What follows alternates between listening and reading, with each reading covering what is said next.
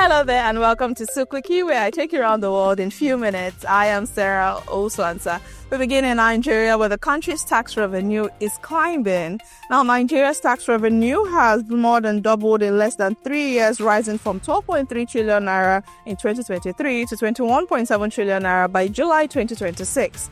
The Nigeria Revenue Service (NRS) says digitization, tax reforms, and improved compliance are behind the increase.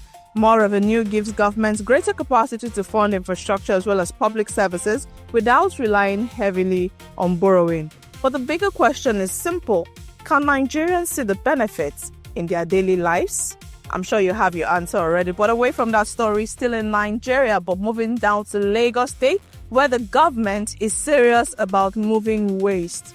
The Lagos State Waste Management Authority (LOMA) says it evacuated more than 18,660 tons of waste in just 1 week. That required 1,866 truck trips across disposal facilities. The number shows the scale of Lagos' waste challenge, and they also show why investment in waste collection and disposal matter.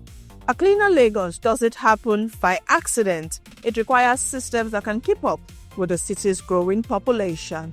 Now we move on to Britain, where the British government has announced almost $175 million to support zero-emission vehicle technology.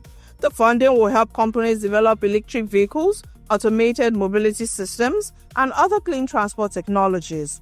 Britain plans to end sales of new petrol and diesel-only cars by 2030, so the investment is also about preparing its automobile industry for the future. And lastly, on Souq today, let's talk about football, but not a very cheering news for the Super Falcons. Now, Nigeria's reign as Women's African Cup of Nations champions has officially come to an end. Cameroon defeated the Super Falcons 1-0 in the quarterfinals, with 19-year-old Miriam scoring a stunning free kick.